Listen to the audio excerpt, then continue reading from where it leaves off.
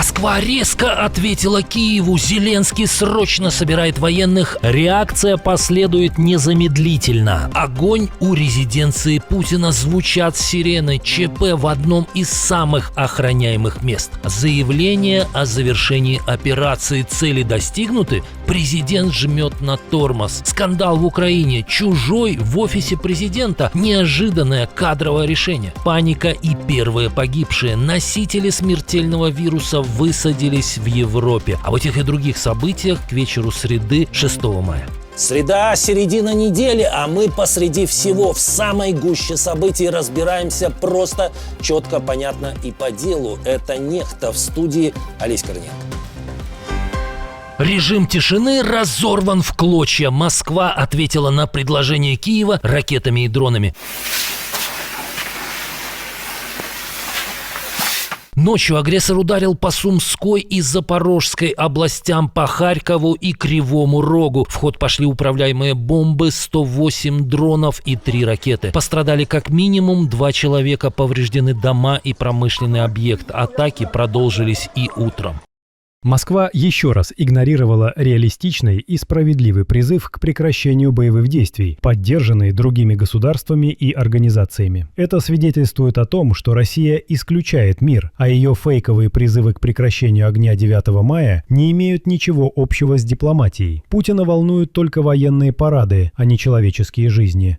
Ранее Россия в одностороннем порядке объявила перемирие на 8 и 9 мая, а Владимир Зеленский в ответ предложил ввести режим прекращения огня в полночь с 5 на 6 мая. Похоже, что Кремль все же решил принять на параде украинские дроны.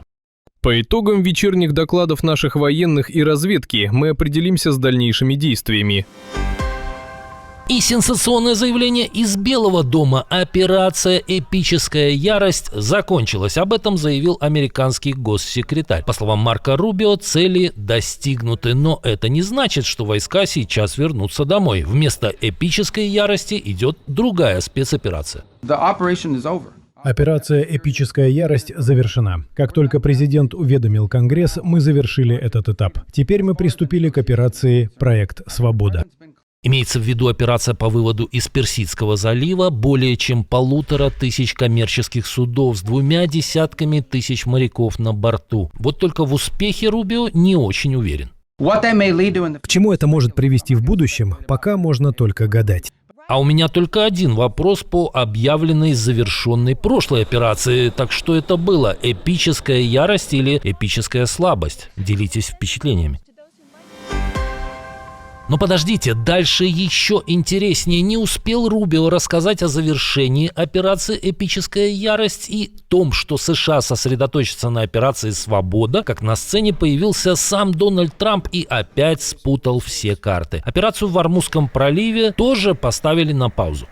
В связи с просьбой Пакистана и других стран, огромными военными успехами, достигнутыми нами в ходе кампании против Ирана, а также значительным прогрессом в достижении полного и окончательного соглашения с представителями Ирана, мы взаимно договорились, что пока блокада будет оставаться в силе, проект «Свобода», пропуск судов через Ормузский пролив, будет приостановлен на короткий период времени. По словам Трампа, это неожиданное решение принято для того, чтобы продолжить переговоры и попытаться заключить сделку с Ираном.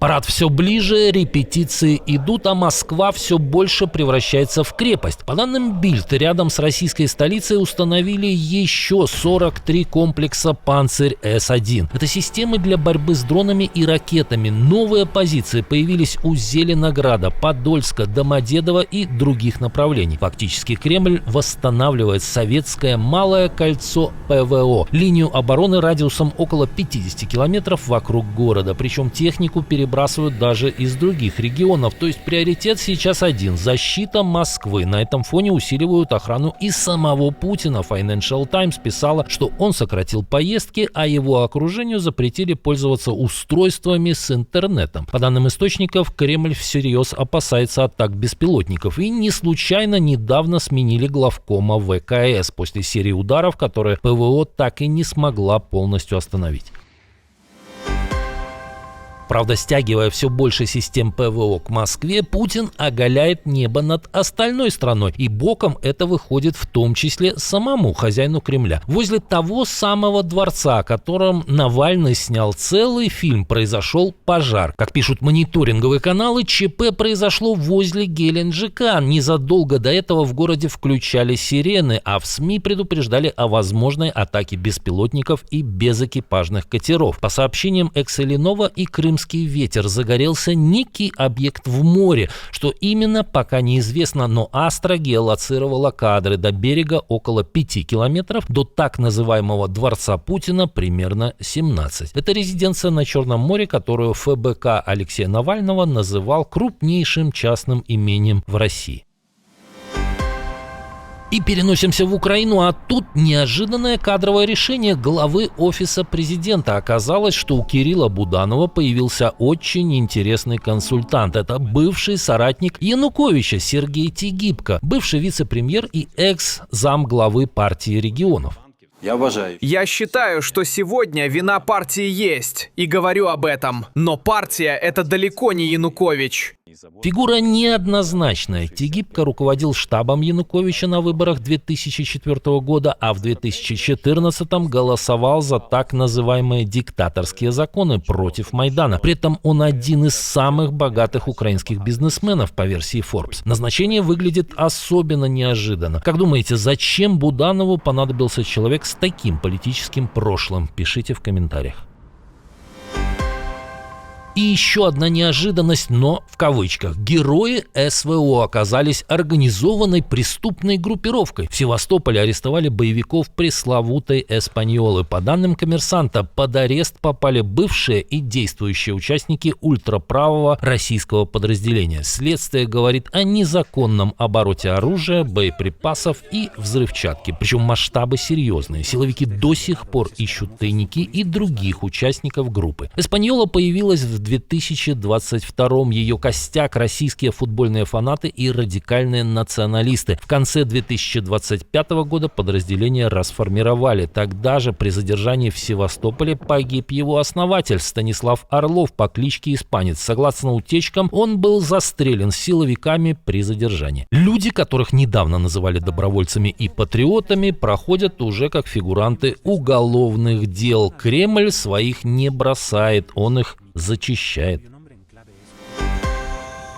Демилитаризация продолжается, но совсем не так, как это задумывал Владимир Путин. Ценную технику теряет тот, кто развязал войну. Связанные с ВКС России телеграм-каналы сообщили о потере Ми-8. Похоже, речь идет не только о вертолете, но и о погибшем экипаже. В военном смысле это не менее важно. На подготовку летчиков уходят годы и огромные средства. Военкоры попрощались с отвоевавшимися участниками агрессии, а вот Минобороны России, как обычно, набрало в рот воды. Где именно потеряли машину и что стало причиной, не сообщают даже Z-каналы. Но все указывает, что полет оккупантов был прерван в небе над Крымом.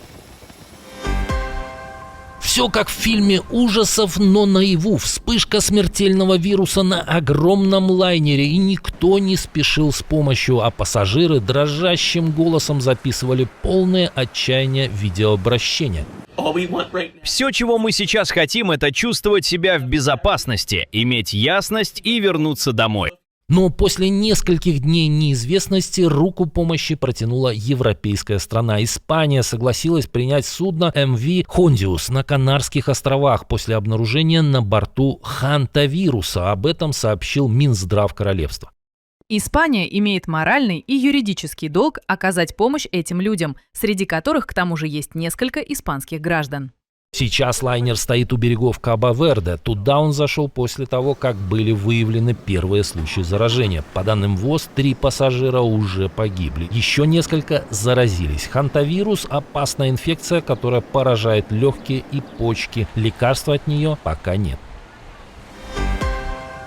В стране, в которой всего 1,5 года назад свергли полувековую тиранию, выявлен новый заговор. Министерство внутренних дел Сирии сообщило о выявлении целой сети ячеек Хезболлы. Силовики накрыли боевиков этой проиранской группировки сразу в нескольких провинциях, включая Дамаск и Алеппо. По версии властей, боевики готовили диверсии и убийства высокопоставленных чиновников. Сирийские власти утверждают, задержанные проходили подготовку на территории Ливана, в котором Хезболла чувствует себя хозяйкой многие десятилетия. Во время обысков нашли оружие, гранатометы, взрывчатку и оборудование для слежки. Хезболла долгие годы была союзником режима Асада, и теперь главный вопрос: кто за этим стоит? Иран, бывший сирийский диктатор или его московский союзник? Как думаете? Россияне штурмуют аптеки, продажи бьют рекорды. По данным Forbes и аналитиков Альфа РМ, спрос на антидепрессанты с 2022 года вырос более чем вдвое. Только за первый квартал 2026 россияне купили почти 6,5 миллионов упаковок. Это на 22% больше, чем год назад. Растут и продажи транквилизаторов, препаратов против тревоги. Эксперты связывают это с двумя волнами стресса. Сначала война и мобилизация, а теперь экономические проблемы как последствия. Психиатры говорят прямо: у четверти или даже трети жителей России есть признаки тревожных расстройств. Люди жалуются на бессонницу, панические атаки и депрессию. И если раньше это считалось личной проблемой, то теперь цифры показывают, речь уже о состоянии всего общества. Нам уже всем нужны психологи. Тем временем в соцсетях появился вероятный сценарий парада на Красной площади. Наслаждайтесь. Военнослужащие почетного караула вносят на Красную площадь. Это украинские дроны! Текайте все! Господин президент, вам нужно в укрытие.